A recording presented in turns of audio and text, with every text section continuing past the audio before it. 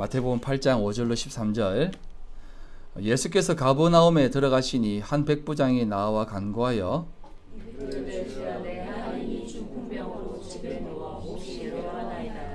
이르시되 내가 가서 고쳐주리라. 백부장이 대답하여 이르되 주여 내 집에 들어오심을 나는 감당하지 못하겠사오니 다만 말씀으로만 하옵소서. 그러면 내 하인이 낫겠사옵나이다. 나도 남의 수하에 있는 사람이요 내 아래에도 군사가 있으니 이더러 가라 하면 가고 저더러 오라 하면 오고 내 종더러 이것을 하라 하면 하나이다. 예수께서 들으시고 놀랍게 여겨 따르는 자들에게 이르시되 내가 진실로 너희에게 이르노니 이스라엘 중 아무에게도 이만한 믿음을 보지 못하였노라. 또 너희에게 이르노니 동서로부터 많은 사람이 이르러 아브라함과 이삭과 야곱과 함께 천국에 앉으려니와 그 나라의 본 자손들은 각각 어두운 데 쫓겨나 거기서 울며 이를 갈게 되리라. 같이 읽겠습니다. 예수께서 백부장에게 이르시되 가라 내 믿음대로 될지어다 하시니 그 즉시 하인이 나으니라. 아멘. 요즘 노안이 진짜 심하게 온 것 같아요. 이거 글씨가 막 이렇게 두 개로 보이는데요. 우리 세대는 잘 알고 있는 유명한 노래가 하나 있습니다. 그것은 015B의 아주 오래된 연인들입니다. 예. 가사를 좀 보면 이제 뭐 저녁이 되면 의무감으로 전화를 하고 관심도 없는 서로의 일가를 묻곤 하지. 가끔씩은 사랑한다는 말로 서로에게 위로하겠지만 그런 것도 예전에 가졌던 두근거림은 아니야. 처음에 만난 그 느낌, 그 설레임을 찾는다면 우리가 느낀 실증은 이젠 없는 거. 야. 주말이 되면 습관적으로 약속을 하고 서로를 위해 봉사한다고 생각을 하지. 가끔씩은 서로의 눈을 피해 다른 사람 만나기도 하고 자연스레 이별할 기회를 찾으려고 할 때도 있지. 처음에 만난 그 느낌, 그 설렘을 찾는다면 우리가 느낄 실정은 이제 없는 거야. 이 내용을 우리가 이제 신앙인, 기독교인의 시각에서 개사를 하면 이렇습니다. 저녁이 되면 의무감으로 큐티를 하고 관심도 없는 서로의 삶을 묻곤 하지. 가끔씩은 사랑한다는 말로 서로에게 위로하겠지만 그런 것도 예전에 가졌던 두근거림은 아니야. 주말이 되면 습관적으로 예배를 하고 서로를 위해 봉사한다고 생각을 하지. 가끔씩은 서로의 눈을 피해 다른 모임 찾아 떠나기도 하고 자연스레 이별할 기회를 찾으려 할 때도 있지. 처음에 만난 그 느낌, 그 설렘을 찾는다면 우리가 느낄 실정은 이제 없는 거야. 네. 한국에서 신앙생활을 한다는 것이 사실은 이런 것들이 많다는 것은 부인할 수가 없습니다. 왜냐하면 정말로 한국의 대부분의 기독교인들은 예배도 의무감으로 해야 한다라고 하는 사람들이 많거든요. 이것은 좋은 의미에서 얘기를 하는 겁니다. 좋은 긍정적인 의미에서 얘기하는 거예요. 의무감을 가져서라도 예배를 드려야 된다라고 생각하는 거예요. 그리고 큐티도 도전의식을 가지고 합니다. 올해는 꼭 매일 큐티를 해야지 하면서 연초에 꼭 시작을 하지 않습니까? 그래서 1월, 2월 큐티책을 딱 사서 매일 큐티를 하려고 하지만 벌써 2월이야 하면 펼쳐보면 안에 하얗고 뭐 이랬던 경험 많이 있지 않습니까? 예. 아예 없는 분도 계시는 것 같네요. 아무튼 그런 어떤 그 굳은 결심 속에서 도전의식 속에서 큐티를 하기도 합니다. 봉사도 마찬가지입니다. 큰 관심은 없지만 해야 되기 때문에 하고 또 부모님이 하라고 해서 할 때도 많이 있었습니다. 그러다 보니 또 봉사를 하게 되고 또 사실은 봉사를 하지 않으면 인사가 되지 못합니다. 예. 인사, 아싸 알죠? 이 정도는 이제 아셔야 되지 않습니까? 인사이드, 예. 아웃사이드, 예. 봉사를 하지 않으면 인사가 못 된다는 겁니다. 그러다 보니 이 봉사도 어쩔 수 없이 하는 사람들도 참 많이 있는 것을 보게 됩니다. 그러다 보니 사람들의 눈을 피해서 또 여러 가지 사모임도 하기도 하고 또 많은 사람들에게 또 긍정적인 모습을 보이고 싶어 하기 때문에 또 눈을 피해서 이런 일들도 한다는 것입니다. 그러면서 자신은 그래도 교회를 열심히 다닌다, 신앙이 좋다라는 말을 또 듣기도 하고 하기도 합니다. 여러분의 신앙은 어떻습니까? 교회를 열심히 다니고 있습니까? 이런 적정선에서 적당히 지내고 있습니까? 저는 이런 모습도 안 하니만 못하다고 생각을 합니다만 사실은 성경은 그리고 우리 하나님은 이런 부분에서 뭐라고 하실까요? 사실은 그렇게 귀하게 생각지 않을 수 있다는 겁니다. 신앙이란 말입니다. 하나님을 믿는 것이고 그 믿음으로 인해 자신의 모습이 부인되어지는 것을 신앙이라고 합니다. 신앙을 거쳐서 신앙생활을 하면서 내 자신이 사라지고 부인되어지는 것, 내 자신을 쳐서 없애는 삶을 신앙생활이라고 합니다. 하지만 앞의 모습들은 사실상 자신을 부인하고 자신을 없애는 삶을 위한 삶이 아니라 자신을 더 많은 것들로 포장하고 채우려는 삶이라고 봐야 할 것입니다. 예배를 얼마나 많이 들었느냐, 공예배를 얼마나 빠지지 않았느냐, 이런 부분이 중요한 것이 아니라 예배를 드리면서 얼마나 자신이 무익한 존재인지, 크게는 인간이 얼마나 무익한, 무능한 존재이며 하나님을 믿는 삶으로 나아가는데 얼마나 무지한지를 깨달아가는 것, 그것이 더 중요하다는 것입니다. 앉아만 있다고 예배를 드렸다, 안 드렸다 하는 것이 아니라는 겁니다. 그리고 봉사도, 섬김도, 직분도 왜 하는지를 알고 해야 하는데, 그러지 않고 교회 인사가 되고 싶어서 하고 또 인정을 받고 싶어서 그런 섬김을 한다면 그것은 정말로 신앙생활이 아니라 사회생활이라는 겁니다. 물론 어떤 분들은 교회 생활도 사회생활의 연속이라고 말하는 분들도 있습니다. 그리고 많은 분들이 그렇게 생각을 합니다. 그런데 그런 사람들이 꼭 뭐라고 하냐면 교회가 그러면 안 되지라는 말을 제일 많이 합니다. 예. 왜냐하면 그런 사람들이 교회가 뭔지 모르기 때문에 그렇습니다. 그리고 교회 많은 중직들을 보면 그런 삶이 어떤지를 알 수 있습니다. 그리고 그 교회라는 것, 사회봉사단체의 수준으로 알고 있는 사람들도 많다는 것입니다. 주일은 의무적으로 지켜야 하고 헌금생활은 무조건 해야 하고 성경 공부도 적당히 해야 하고 그래야 중직으로서의 본이 된다고 말하면서 그러지 않는 사람이 있으면 이유 불문하고 죄인으로 만들어버리고 죄인이 되어버립니다. 그리고 이유 불문하고 그런 모습을 가지고 있으면 신앙이 좋은 분으로 높여줍니다. 그 사람 속이 어떻는지는 상관치 않고. 그러니 교회라는 조직 속에서 이런 것들이 전통이 되어서 의례 저렇게 하는구나 라고 생각하고 또 다음 세대를 또 그렇게 살아가는 것이에요. 자, 이제 여러분들의 생각을 좀 묻고 싶습니다. 여러분들은 어떻게 생각을 합니까? 여러분들은 신앙의 고급함이 뭐라고 생각하십니까? 대략 3대 정도는 되어야 신앙의 가문이라고 생각하십니까? 아니면 조금 직분, 안수집사, 장로, 권사 정도는 되어야 신앙생활 좀 한다라고 생각합니까? 또 그런 가정이 있어야만 신앙이 깊은 가정이라고 생각하십니까? 모든 가족들이 교회에서 충성하고 봉사하는 가정이 되어야만 신앙이 깊은 가정이라고 생각하십니까? 저는 그런 가정을 너무나 귀하게 생각합니다. 진짜 귀하게 생각해요. 하지만 그 자리를 통해서 자신들이 신앙이 좋아서 한다고 생각하거나 자신들의 신앙을 증명하기 위해서 한다면 그것만큼 율법이며 땅의 것을 먹는 사람은 없을 것입니다. 여러분, 제가 늘 세상 속으로 들어가라라고 말을 많이 합니다. 세상은 여러분, 세상에 속한 것인데요. 교회라는 것도 사실은 이 세상 가운데 가장 깊은 세상입니다. 성경은 언제나 거짓 스님, 거짓 도사, 거짓 신부 이런 얘기를 하지 않습니다. 성경은 언제나 거짓 선지자라고 얘기합니다. 사꾼, 거짓 목자라는 말합니다. 이런 말이 왜 나올까요? 교회가 사실은 더 큰 세상이기 때문에 그렇습니다. 교회가 세상 가운데 가장 핵심되는 세상이라는 것입니다. 그래서 이 교회 생활도 제대로 하지 못하면 세상의 그 어떤 사람보다도 더 잘못된 것을 먹을 수 있다는 것이에요. 여러분, 사탄이라는 말 들어보셨죠? 예.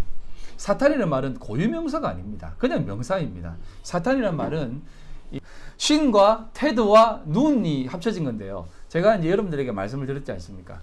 히브리어는 읽으라고 준 얘기, 그 내용이 아닙니다. 읽으라고 준 것이 아니라 이 말의 뜻이 무엇인지를 좀 보고 알아라는 것입니다.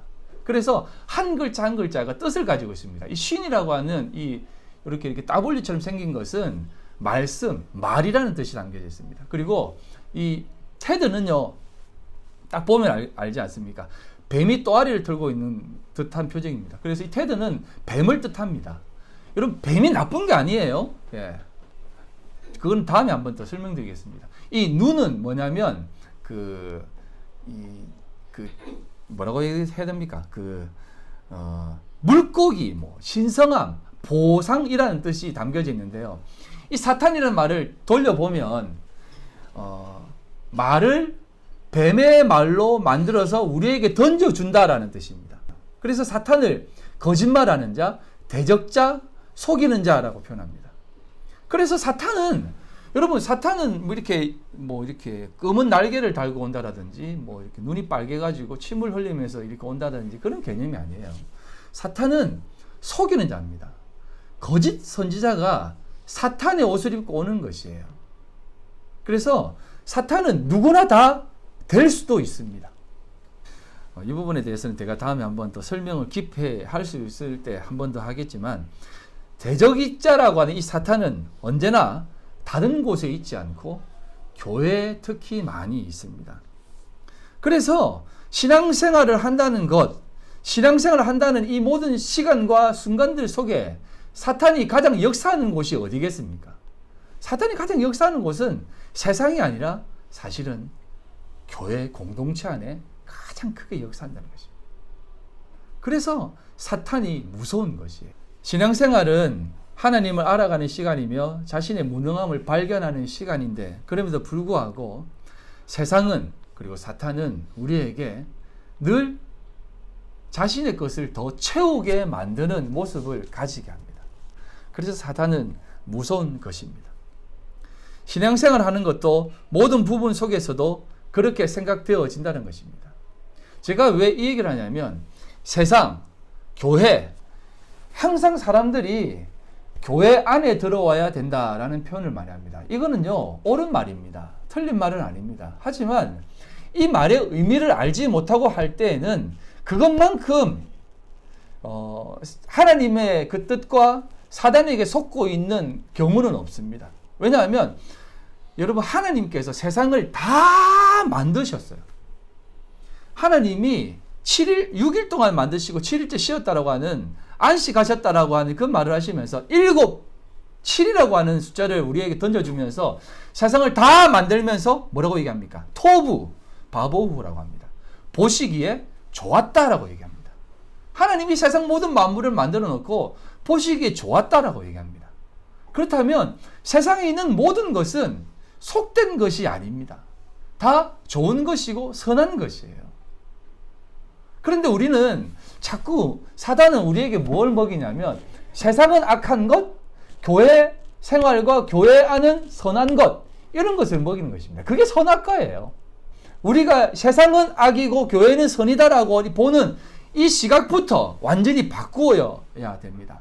사실은 악이 더 만연한 곳은요, 사탄은 절에 가서 역사하지 않습니다. 내버려 두는 곳이 절이에요. 가장 크게 역사하는 곳은 교회라는 것입니다. 그렇기 때문에 교회는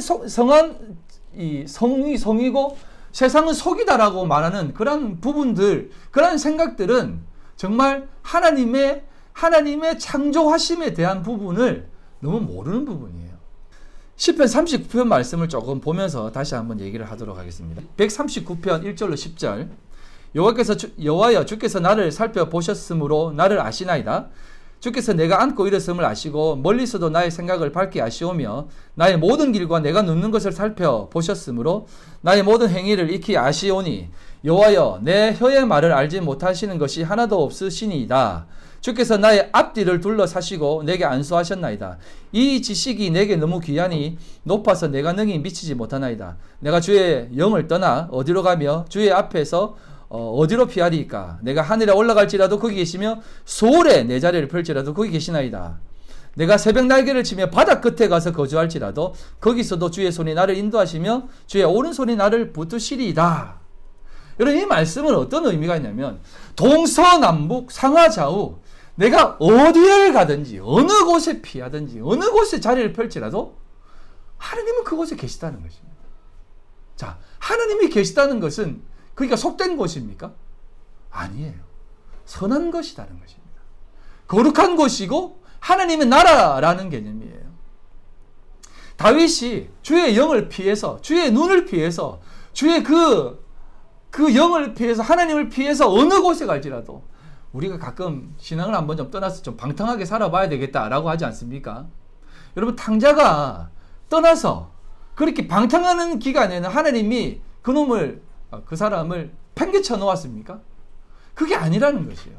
그곳에서도 하나님은 그곳에 있는 그 탕자를, 둘째 아들을 끊임없이 지켜보시고 인도하시고 붙드시고 계시다는 것이에요. 그래서 어느 곳, 어느 장소에도 하나님은 늘 계시다는 것이에요. 여러분, 이 개념을 여러분들이 아셔야 됩니다.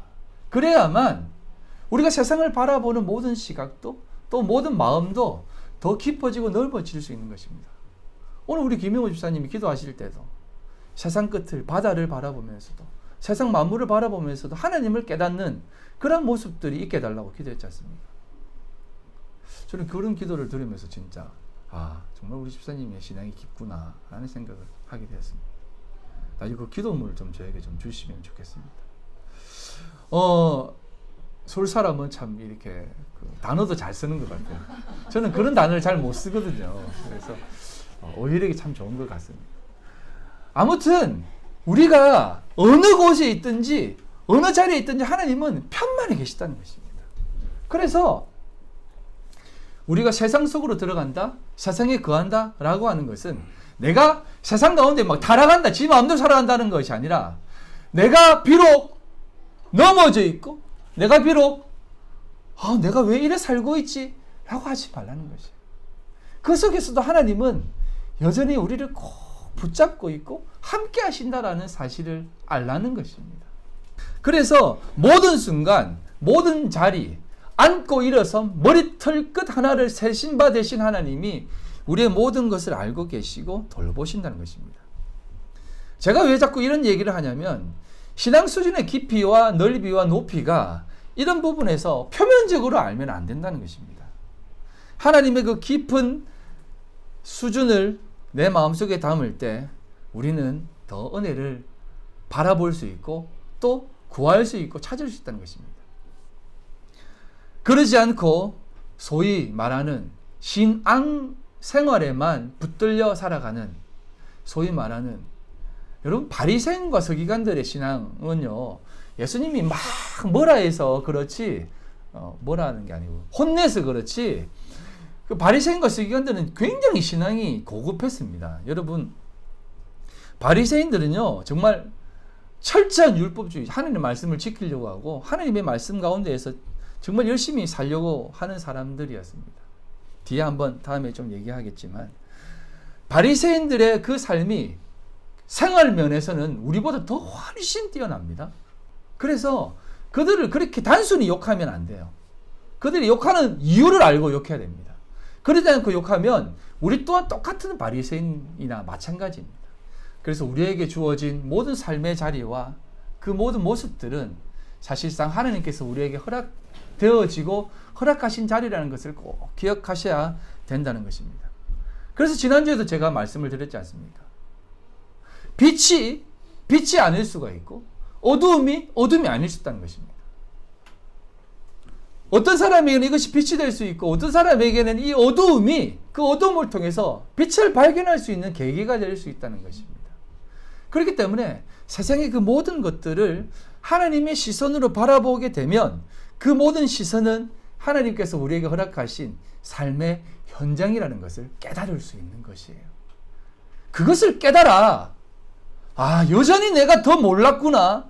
내가 아직도 여전히 이것까지도 깨닫지 못했구나라고 하면서 정말 나의 무능함과 무지함을 깨달아 하나님 앞에 더 온전히 서려고 하는 모습이 있을 때 우리의 신앙은 더 깊어진다는 것입니다.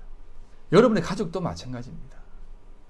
여러분, 우리가 생각하는 사랑하는 가족들도 그냥 내 가족 내 새끼 잘 키워서 지 삶을 잘 살아갈 수 있도록 키운다. 지 앞가림 내가 잘할 수 있도록 내가 돌보겠다. 이런 마음으로 키우시면 안 돼요. 자식을 키우는 데 있어서도 그 자식을 통해서 하나님을 발견해야 돼요. 여러분 우리가 왜 자식을 키우고 왜 부모를 있고 또 자식은 왜 부모를 가지고 있습니까? 그냥 인간이 생각하는 그냥 사랑, 효심, 뭐 그런 것들로만 생각한다면 그것은 세상 사람들이나 똑같은 것이에요. 그것을 통해서 하나님을 발견하지 못하면 하나님이 우리에게 아버지를 또 자식을 준 이유가 없습니다. 그것을 깨닫지 못한다면 아무 의미가 없는 것이에요. 아무리 뭐 요즘 이제 뭐 SNS 그것이 발달돼 가지고 사람들이 막 그 가족들이 노는 것을 굉장히 많이 찍어 가지고 올립니다. 제가 그것을 뭐 나쁘다고 얘기하진 않아요. 좋아요. 보기 좋아요. 보기 좋고 선하고 보기 귀해요. 그런데 더 중요한 것은 뭐냐면 그것을 통해서 하나님의 마음을 깨닫지 못한다면 그것 또한 무익한 것입니다. 왜 하나님이 이삭을 주셨다고요? 왜 하나님이 이삭을 통해서 에서와 야곱을 주셨다고요? 하나님을 알라고 주신 것입니다. 하나님을 보라고 주신 것이에요. 왜 하나님이 이삭을 바치라고 했습니까? 이 이삭과 같이 바쳐지는 자가 앞으로 올 것인데 그것을 우리에게 보여주면서 믿음의 조상으로 우뚝 서게 하시는 거예요. 아, 정말 아브라함이 이삭보다 하나님을 더 사랑했구나. 이것만 본다면 그 표면적으로 보는 것입니다. 우리가 신앙생활 할 때 이 표면적으로 보는 것이 참 무서운 것이에요. 하지만 그것을 통해서 하나님의 깊은 진리를 깨달아야만 성경의 모든 내용이 하나님을 담고 있고 삶의 모든 내용이 하나님을 담을 수 있고 담게 되는 것입니다. 여러분, 고양이도 그렇고 개도 그렇고 자식을 낳으면 알 수 있습니다. 얼마나 애틋하게 키우는지 아십니까? 정말 부모보다 사람보다 더 귀하게 키우는 동물들도 많습니다. 그런데 그것들을 보면서 우리가 뭘 합니까? 그건 짐승이에요. 짐승임에도 불구하고 그런 사랑과 그 모성애, 부성애가 그렇게 깊습니다. 하지만 그것을 사람이라고 하지 않고 그냥 짐승이라고 그래요. 오직 사람만 우리에게 하나님을 깨달으라고 합니다. 베드로후서 2장 12절 보면 그러나 이 사람들은 본래 잡혀 죽기 위하여 난 이성 없는 짐승 같아서 그 알지 못하는 것을 비방하고 그의 멸망 가운데 멸망을 당하며 사람도요 하나님을 알지 못하고 하나님을 깨닫지 못한다면 그것은 사람이 아닙니다. 짐승이에요. 짐승. 뭐 그들이 사랑은 안 합니까? 그들도 부모 사랑, 자식 사랑 다 있습니다. 그럼에도 불구하고 하나님을 알지 못하면 이성 없는 짐승이라고 그래요. 이건 나쁜 뜻이 아니라 그냥 짐승이에요. 이 짐승은 뒤에서 한 번 더 얘기했지만 영혼이 없는 존재입니다. 그냥 생각만 있고 그냥 본성으로 사랑하는 거예요. 오직 하나님의 사람만이 생명이 있고 영혼이 있는 것입니다. 그래서 사람만이 이 진리를 추구하고자 하는 마음이 있어야만 되는데 그것을 가지지 않고 그냥 단순히 사랑만 하고 그냥 좋아만 하고 자식을 잘 키우려고만 하고 또 부모를 섬기려고만 한다면 그것은 그냥 짐승과 똑같은 것이에요. 그걸 성경은 뭐라고 얘기하냐면 사사기 21장 25절에 나와 있는 그때 이스라엘에 왕이 없으므로 사람이 각기 자기의 소견에 옳은 대로 행하였다라고 합니다. 각기 자기의 소견에 옳은 대로 자기가 선하다고 생각하는 모습으로 행하는 것이에요. 이것은 사랑이다, 이것은 좋은 거다, 이것은 귀한 거다라고 생각하면서 육적인 것이든 뭐든 이게 좋은 거야 라고 생각하고 그냥 좋아하는 거예요. 내가 내 옳은 대로 막 방탕하고 지 맘대로 살고 막 술 먹고 막 노름하고 막 오만 나쁜 짓을 하는 그런 개념이 아니라 내가 선하다고 생각하는 그 선한 대로 행하는 것이에요. 어느 때에? 하나님이 없을 때에 그렇게 사는 것입니다. 그걸 이성 없는 짐승이라고 합니다. 여러분, 짐승이 막 살아요? 막무가내로 살아요? 아니에요. 짐승도 얼마나 사람같이 산다고요. 저는 호돌이를 보면 저게 사람이야, 개야, 강아지야 라고 생각할 때가 많습니다. 예? 정말 너무 사람 같아요. 어떨 때는 사람보다 더 나아요. 그래서 나이가 들면 강아지를 키우지 않습니까? 부모가 들어와도 자식은 문 밖으로 나와보지 않는데 강아지는 나와가지고 차 소리만 들어도 와서 막 꼬리 흔들면서 왕왕 짖지 않습니까? 그러면 그 마음이 위로가 된대요. 저도 나중에 이제 나이가 들면 아마 개를 강아지 한 마리 키우지 않을까라는 생각이 드는데 지금은 절대 안 키웁니다. 왜냐하면 키우니까 너무 정의가가 안 되겠더라고요. 그래서 지금은 키울 때가 아니다. 강아지를 키우기보다는 영혼에게 집중해야 된다. 이렇게 생각하고 우선은 지금 강아지를 키우고 있지 않습니다. 아무튼 저는 강아지가 너무 좋아요. 예. 사람보다 더 나은 것 같아요. 가끔은. 세상에 어떤 사람보다 더 나은 것 같아요. 각기 자기네 소견대로 옳게 행동하는 그 모습들이 사실은 짐승과 뭐 다르겠습니까? 근데 이런 모습들이 사실은 교회에도 많이 들어왔습니다. 교회에도 소견에 옳은 대로 많이 살아가고 있어요. 예배를 드리는 것도 그런 모습이 참 많습니다. 저는 이건 나쁜 것이다라고 생각하지 않고 그냥 여러분들이 이것을 통해서 그냥 사람들이 이렇게 사는구나라고 깨달으시면 돼요. 그리고 나는 그렇게 살면 안 되구나라는 것을 깨달으시면 됩니다. 요즘 이제 유튜브를 보니까 수요 미식회라고 나오더라고요. 예배를 보는데 수요 미식회가 나오더라고요. 그래서 예배가 무슨 수요 미식회야? 보니까 수요 예배를 수요 미식회라고 해가지고 딱 그렇게 배너를 만들어가지고 딱 떴더라고요. 그러면서 한 달 딱 수요 미식해가지고 첫 주는 오병이어, 둘째 주는 빵 부스러기를 먹은 그리고 또 세 번째는 하여튼 성경에 나와 있는 먹는 것에 대한 내용들을 이렇게 본문으로 정해가지고 수요 미식해가지고 이렇게 하더라고요. 그래서 그걸 보면서 이게 과연 이런 테마를 정하고 과연 진리가 잘 전해질 수 있을까라는 생각을 하면서 그냥 안 열어봤습니다. 예. 제가 나쁘다는 것은 아니지만 교회도 사람이 좋아하고 또 받아들이기 쉽고 또 사람들이 잘 적응하는 그런 것들로 많이 변해버렸다는 것입니다. 여러분 이것이 세상이라고 하거든요. 세상이라고 하는 것은 코스모스 아닙니까? 이 코스모스는 다른 뜻이 아닙니다. 말이에요, 말. 여러분, 말이라고 하는 것이 세상입니다. 그래서 세상은 점점 더 진화합니다. 말이 계속 진화하잖아요. 그런 것처럼 계속 진화하는데요.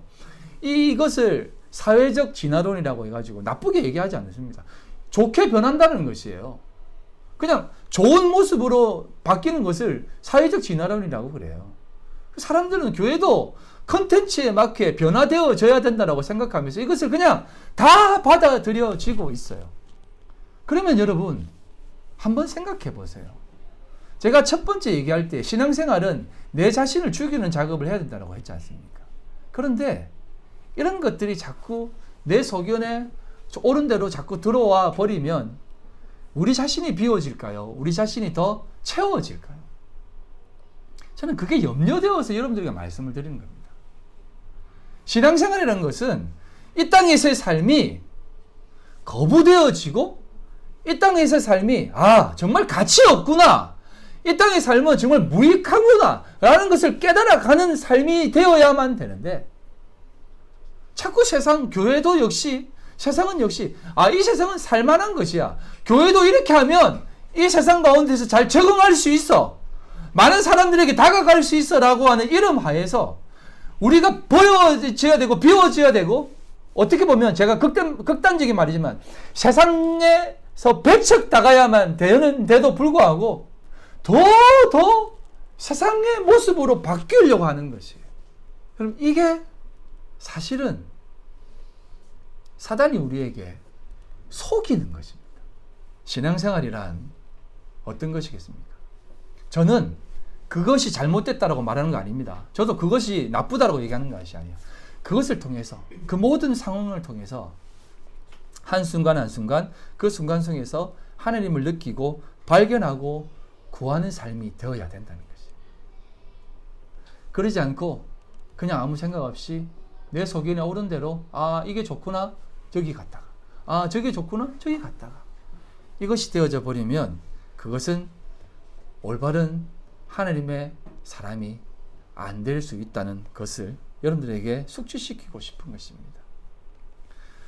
오늘 말씀은 백부장의 믿음이 담긴 내용인데요. 그 내용 앞서서 어떤 내용이 등장을 하냐면 문둥병자가 치유받는 것을 기록하고 있습니다. 그리고 백부장의 믿음에 대해서 나옵니다. 이것은 마태복음 8장인데요. 우리가 쉽게 이 말씀을 보면서 이 얘기를 많이 들었을 것입니다. 백부장의 믿음. 백부장의 믿음을 본받아라. 야, 정말 예수님을 이렇게 섬겨야 된다. 예수님을 이렇게 섬겨야만 복 받는다. 이렇게 늘 들었을 것입니다. 하지만 이 내용을 그렇게 표면적으로 보시면 안 돼요. 이 내용은 이 마태복음 8장은 여러분 다 알고 있는 5장부터 7장이 어떤 내용입니까? 마태복음 5장부터 7장이에요. 산상수훈입니다. 가버나움 근처 산 언덕에서 예수님이 산상수훈 5장부터 7장의 내용을 쫙 얘기합니다. 수많은 사람들이 그곳에서 복음을 들었습니다.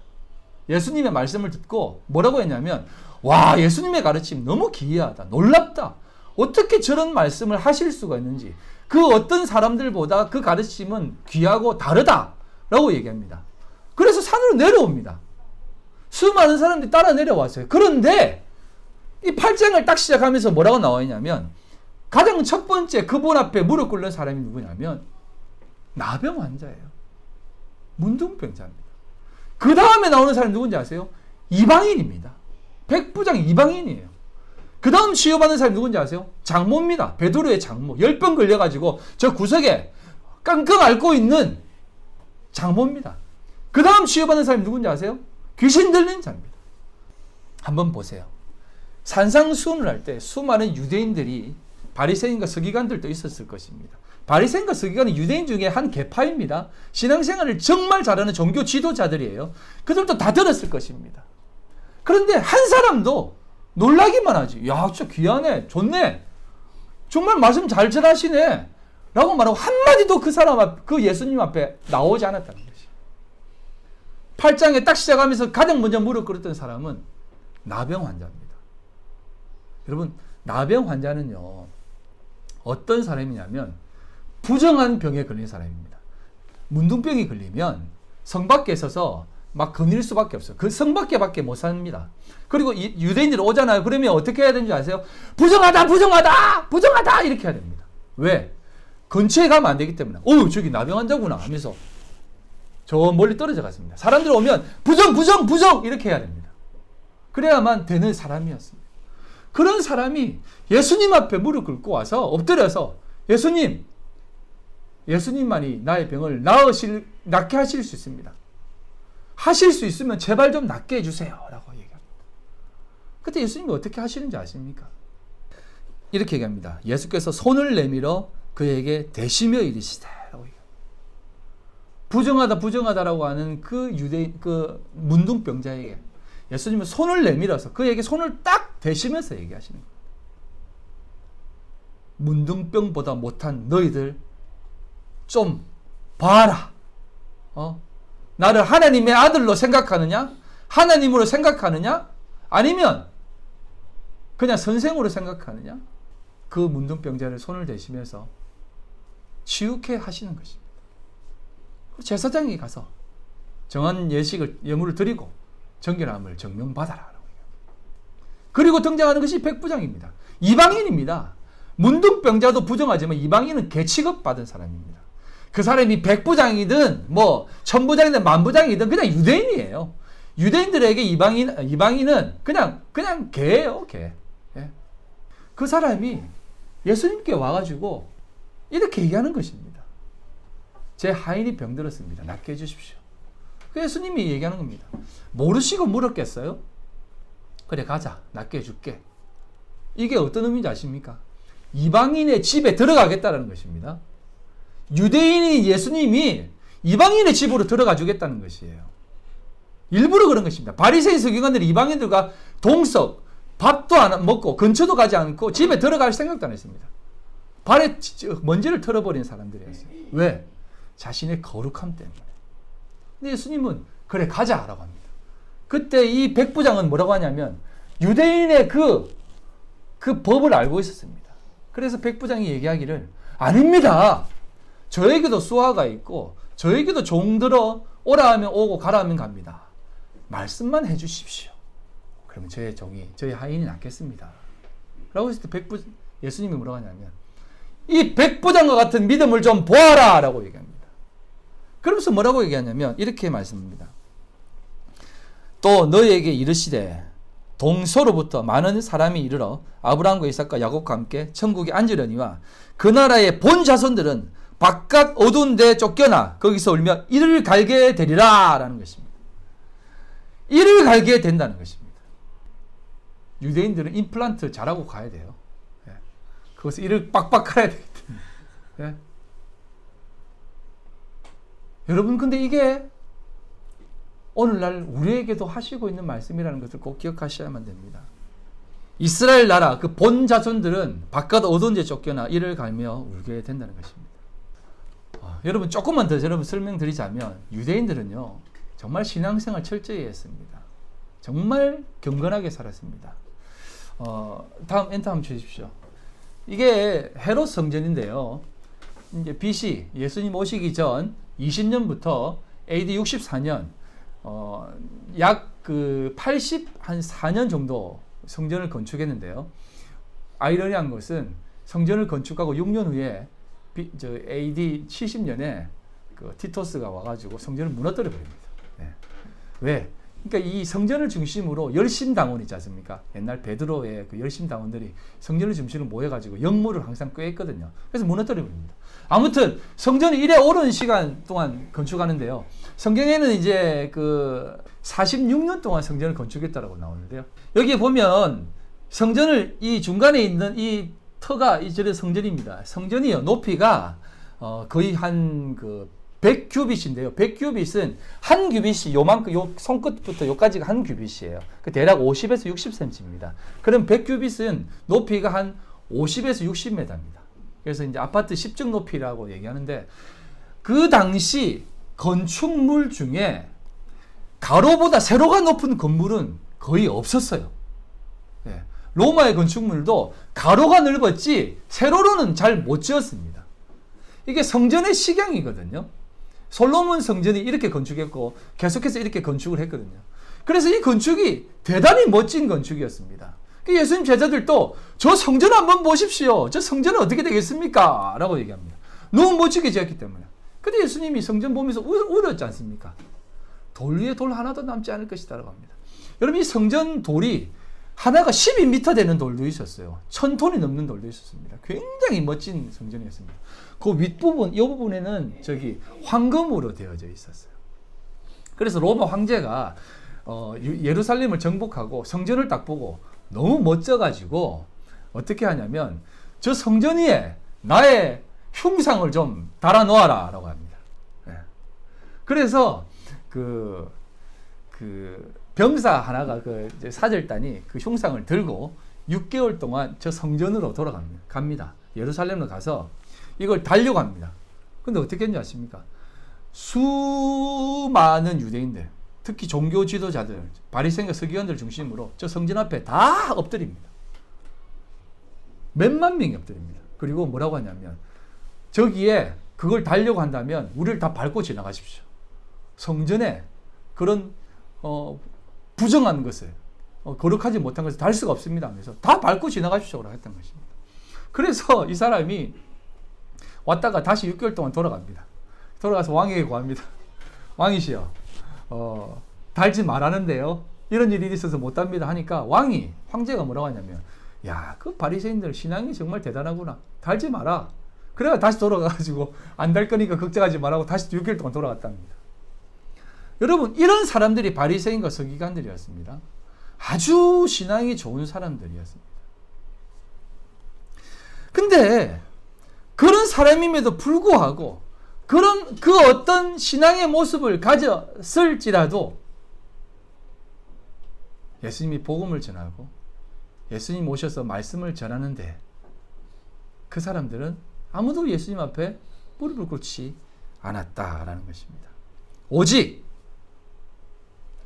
문둥병자, 이방인, 저주받은 병, 그 다음에 귀신 들린 사람, 그런 사람들만 치유받았다는 것입니다.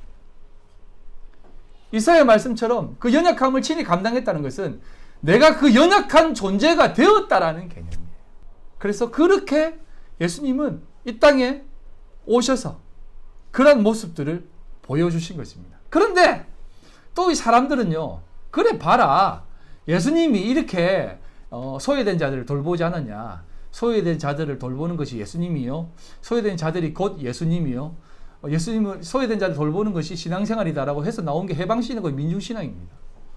그건 기독교가 아니에요. 그건 그냥 한 학파지, 제가 그런 얘기를 하는 것이 아닙니다. 예수 그리스도를 바라보며 살라는 것이에요. 예수 그리스도만이 진짜 구원자라는 것을 깨닫고 그 속에 살라는 것입니다. 자, 그러면서 조금 더 이렇게 여러분들에게 이제 말씀을 드리면, 백부장의 믿음이 그러한 모습 속에서 이루어지는데, 그 다음 모든 모습 속에서 어떤 것이 등장을 하냐면, 나병 환자, 백부장, 베드로의 장모 고치시고 딱 내려오는데, 그것을 보면서 그나마 조금 괜찮은 유대인들, 그나마 괜찮은 사람들이 예수님께 나옵니다. 오늘 읽지 않았지만 마태복음 8장 18절에 이렇게 얘기합니다. 예수께서 무리가 자기를 에워싸는 것을 보시고 건너편으로 가기를 명하시니라. 한 서기관이 나와서 예수께 아뢰되 선생님이여 어디로 가든지 저는 따르리이다 라고 얘기하는 겁니다. 근데 예수님께서 뭐라고 하시냐면, 예수께서 이르시되 여우도 굴이 있고 공중의 새도 거처가 있으되 인자는 머리 뜰 곳이 없다 하시더라 라고 합니다. 그리고 제자 중에 또 한 사람이 나와서 얘기합니다. 여기 이때 말하는 것은 12제자들이 아닙니다. 예수님을 따르는 제자들입니다. 그 제자 중에 한 명이 또 와가지고 주여 내가 먼저 가서 내 아버지를 장사하게 허락하옵소서 라고 하니까 예수님께서 이렇게 얘기합니다. 죽은 자들이 그들의 죽은 자들을 장사하게 하고 너는 나를 따르라. 자, 첫 번째 서기관이 얘기합니다. 저 따르겠습니다 라고 하니까 예수님이 그 중심에 있는 내용을 봅니다. 그 의미를 아시겠습니까? 그래, 내가 좀 대표격으로 한번 따라볼게. 그분도 한번 따라보는 것도 나쁘지 않을 것 같다 라고 해서 따르는 겁니다. 그러니까 예수님이 딱 일침을 놓는 것입니다. 여우도 그리 있고 모든 것이 공중의 새도 거처가 있는데 인자 예수님은 누울 곳이 없다라고 얘기합니다. 이 서기관 따랐는지 안 따랐는지는 알 수 없습니다만 저는 생각하기를 안 따랐다고 생각합니다. 그래서 제자가 또 이렇게 등장합니다. 나와서 막 묻는 것이 뭐냐면, 이 무릎은 아마 두 가지 의미가 있을 것이에요. 어떻게 얘기하는 거냐면, 가서 부모님을 장사하게 하고 돌아와서 예수님 따르게 해주십시오 라고 했을 때, 야 가지 마라 라고 하면 부모님 공경하지 못하는 것이고, 또 가라 하면은 또 이상하게 되는 것입니다. 근데 예수님께서 뭐라고 하냐면, 죽은 자들로 그들의 죽은 자들을 장사하게 하고 너는 나를 따르라 라고 얘기합니다. 이게 어떤 얘기냐면, 사람들은 이 부분을 참 해석하기 힘들어 했습니다만 지금은 아예 이 부분에 대해서 얘기도 하지 않습니다. 왜냐하면 이게 애매하거든요. 여러분 한번 보세요. 예수님이 이렇게 얘기하신다면 예수님은 부모 공경에 대해서 이상하게 가르치는 분이다라고 생각할 수 있지 않습니까? 그래서 어떻게밖에 해석을 못했냐면 우선순위라고 하는 이름으로 가르쳤습니다. 예수님을 따르는 것, 하느님의 나라를 위해서 따라가는 것, 나아가는 것이 그 세상의 어떤 것들보다 중요한 것이다. 부모를 따르는 것보다 예수님을 따르는 것이 더 중요하니까 부모 다 버리고 쫓아와라! 이렇게 가르치는 것입니다. 근데 여러분, 예수님이 그렇게 가르쳤겠어요? 우리 기독교가 그 정도 수준이겠어요? 그런 얘기가 아닙니다. 그런 얘기가 아니라 진짜 예수님은 진짜 말한 것이에요. 죽은 자들로 그 죽은 자들을 돌보게 하고 너는 나를 따르라는 것입니다. 그게 이제 요한복음에 나와 있는 내용인데요. 요한복음 5장입니다. 내가 진실로 너에게 이르노니 내 말을 듣고 또 나 보내신 이를 믿는 자는, 한번 읽어볼까요? 시작.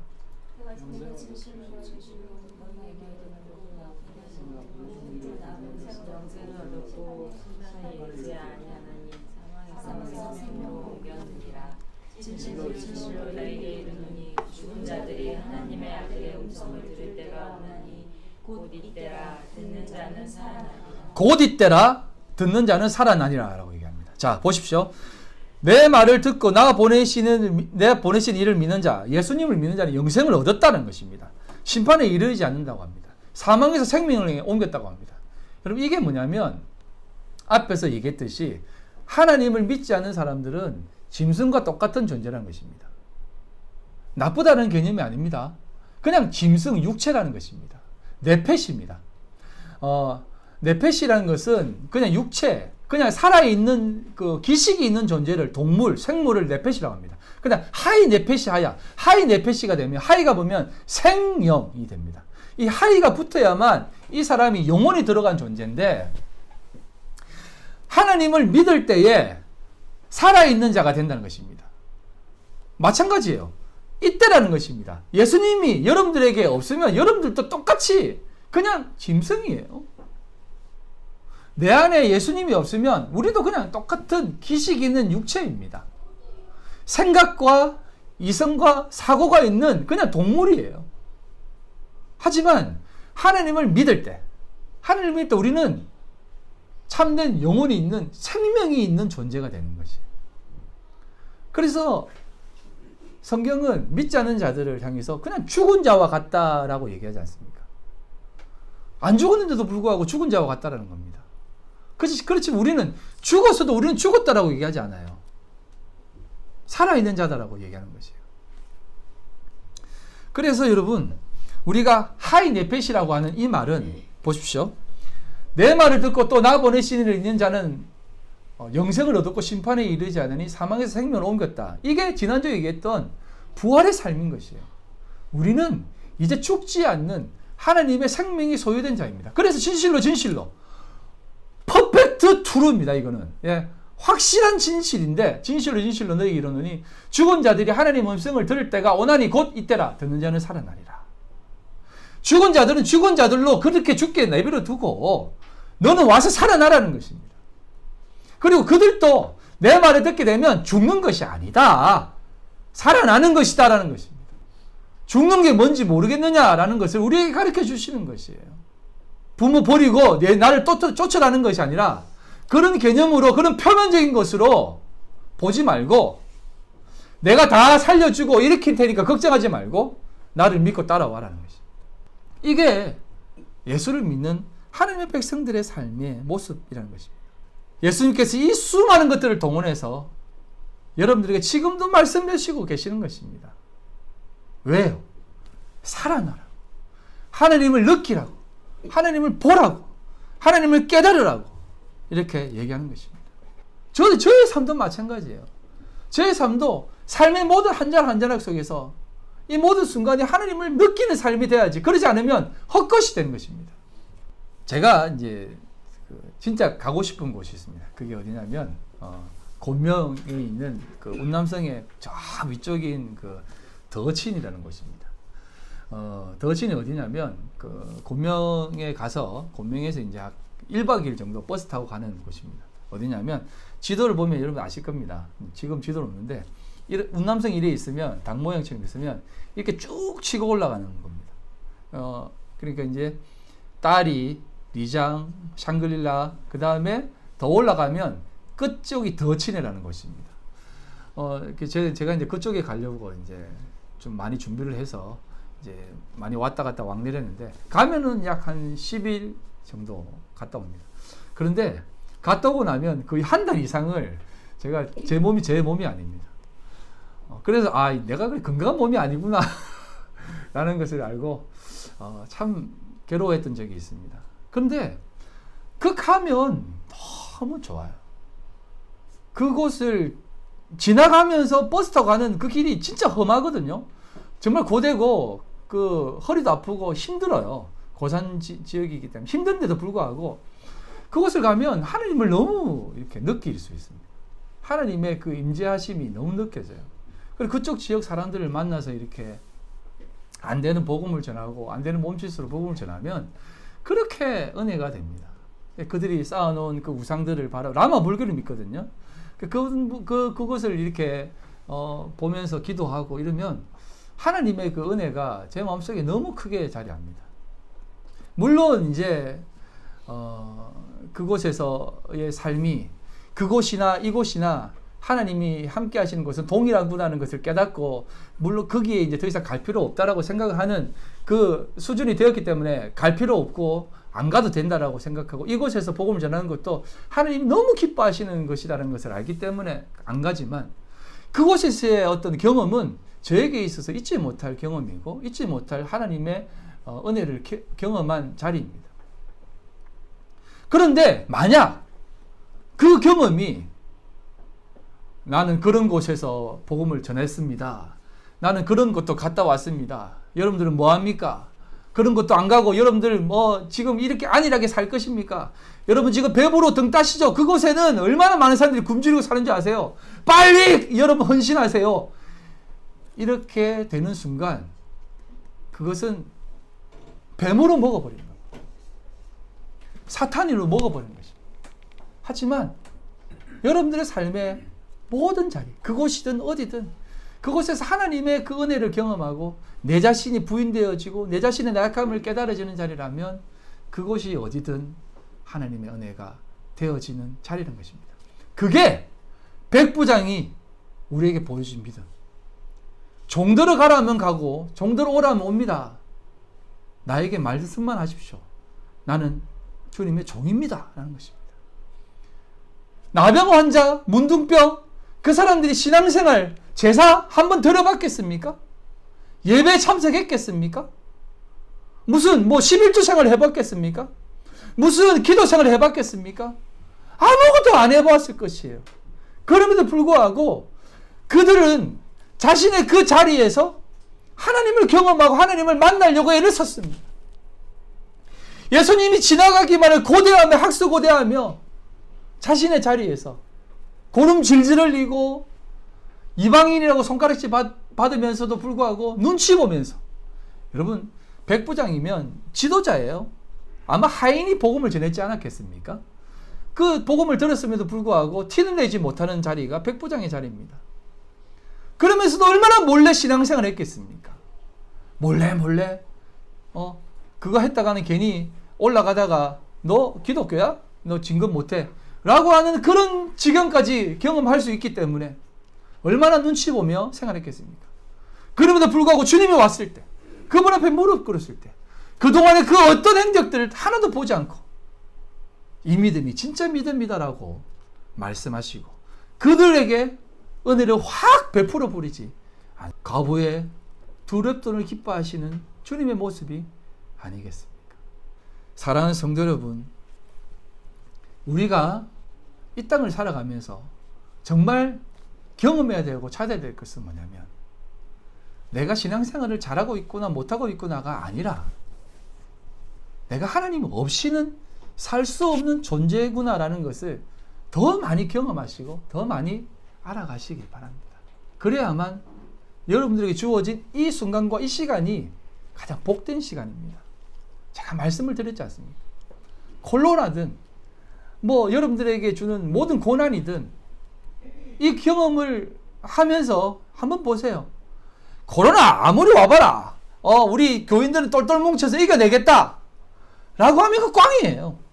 가난 아무리 와봐라, 내가 힘들어하나, 나는 가난해도 좋아, 긍정의 힘이 있는데, 그러면 그 꽝이에요.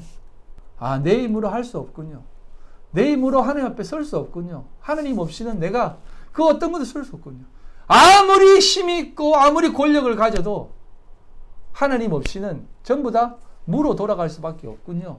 라고 하는 것을 경험하고 깨닫게 된다면, 여러분이 아무리 부자로 살아도, 아무리 가난하게 살아도 그 자리에 하나님이 계실 줄 믿습니다.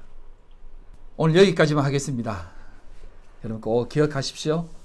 하나님 우리에게 베푸신 그 은혜의 자리, 그 자리는 바다 끝에 거해도, 하늘 그 깊은 곳에 갈지라도, 소월의 골짜기에 내려가도 하나님이 여러분들과 함께 계시다는 것을 꼭 기억하고, 그 자리에 하나님의 사람으로, 예배자로 서셔서 거룩한 하나님의 백성으로 나아가시는 우리 귀한 아름다운 교회 성도님들 다 되시기를 주님의 이름으로 소망합니다. 우리 이 시간 기도하실 때 세상 살면서 우리에게 허락되어진, 주어진 이 인생의 자리에 오직 하나님 경험하며 체험하며 하나님을 발견하며 나아가는 복된 삶이 되게 하여 주시옵소서. 어디에 있든지 무엇을 하든지 하나님이 나와 함께 하시고 주의 크신 강한 오른손이 나를 붙잡고 있다는 것 꼭 기억하고 오늘도 믿음으로 넉넉히 이기며 살게 하여 주시옵소서. 아버지 하나님, 우리의 모든 삶이 그런 삶이 되게 하여 주시옵소서. 지금은 우리 주 예수 그리스도의 그 크신 은혜와 아버지 하나님의 극진하신 사랑하심과 성령님의 교통인도 역사 충만하심이 오늘도 내 삶의 자리에서 하나님 앞에 온전히 서기를 소망하는 우리 귀한 성도들 머리에와 그들의 가정과 직장과 사업과 삶의 터전 위에 지금으로부터 영원토록 함께 있을지어다. 아멘.